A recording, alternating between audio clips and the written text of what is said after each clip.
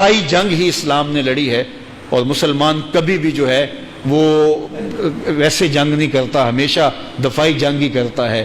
اور یہ دوسرا فلسفہ تراشا گیا کہ جنگ کسی مسئلے کا حل نہیں ہے۔ ہر ایوان میں یہ بات ہوتی ہے، جنگ کسی مسئلے کا حل نہیں ہے۔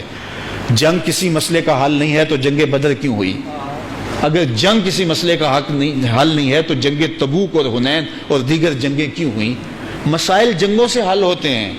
جب آپ کے سامنے والا دلیل اور منطق کی بات سمجھتا ہو تو پھر اس سے دلیل اور منطق سے بات کریں تو وہ آپ کی بات سمجھے گا، پھر افہام و تفہیم سے مسائل ہوں گے۔ لیکن جب آپ کے سامنے درندہ ہو، آپ کے سامنے جو ہے وہ پھنکارتا ہوا اژدہا ہو، اور آپ کے سامنے چیر پھاڑ کرنے والا موذی ہو، تو پھر آپ کہیں کہ نہیں، اس سے مذاکرات ہوں گے تو مسئلہ حل ہوگا۔ جنگ سے کوئی مسئلہ حل نہیں ہوگا، اس کا منہ توڑنا ہوگا، اس کے جبڑے توڑنے ہوں گے، تو پھر جو ہے وہ مسئلہ حل ہوگا۔ تو یہ فلسفہ تراش کر کے کہ جنگ کسی مسئلے کا حل نہیں ہے، یہ خود ساختہ فلسفہ ہے۔ جنگ بہت سارے مسئلوں کا حل ہے۔ جب برہمنوں کی تحریک چلی تو رشی نے فاقے کاٹنے شروع کر دیے اور کہا کہ میں ان کی تحریک کو یوں دبا لوں گا، لیکن کیا ہوا؟ سوائے ہزیمت کے اور کچھ نہ ہوا۔ اس کے فاقوں سے کوئی مطلب حاصل نہیں ہوا۔ تو اقبال نے کہا تھا، رشی کے فاقوں سے ٹوٹا نہ برہمن کا طلسم، رشی کے فاقوں سے ٹوٹا نہ برہمن کا طلسم، آسان ہو تو کلیمی ہے کار بے بنیاد۔ حضرت عیسیٰ اگر حضرت موسیٰ اللہ کے کلیم تھے، کتنا بڑا اعزاز ہے، لیکن جس نے فرعون کے فخر کو توڑا، جادوگروں کے سر کو توڑا، وہ عصا تھا۔ یہ بات ذہن میں رکھیے گا۔ منطق اور دلیل، بات چیت اور صلح کے پیغام کے حوالے سے اور اپنی بات کو دلائل سے مبرہن کرنے کے حوالے سے پیغمبر آخر زمان سے بہتر کون تھا؟ میرے اور آپ کے آقا مولا نے ارشاد فرمایا، انا افصح العرب، بات کرنے کا جو ڈھب میں جانتا ہوں وہ کوئی نہیں جانتا۔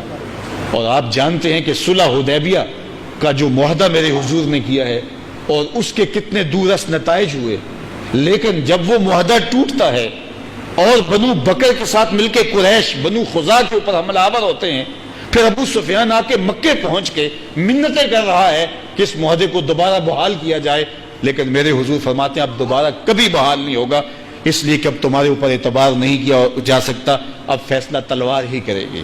اور میرے اور آپ کے آقا مولا 10,000 صحابہ کو لے کر آئے اور فتح مکہ کا منظرنامہ سامنے آیا۔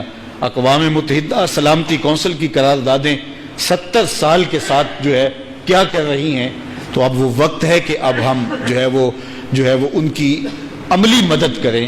ہم یا پھر ان کو کہہ دیں کہ ہم آپ کی مدد نہیں کر سکتے، آپ انڈیا کے ساتھ کچھ کر لیں، اپنی جانیں تو بچائیں، یا پھر ان کو کہیں کہ آپ ہماری جانب ہجرت کر لیں تاکہ آپ کی جانیں تو بچیں۔ آپ ان کو ہر 5 منٹ کے بعد کہہ دیتے ہیں کہ ہم بس آپ کی پشت پہ کھڑے ہیں، اور 70 سال سے ہم ان کو یہ کہہ رہے ہیں کہ ہم آپ کی پشت پہ کھڑے ہیں، اور یہ ہم ان کو کہتے چلے جا رہے ہیں اور وہ اپنی جانیں دیتے چلے جا رہے ہیں۔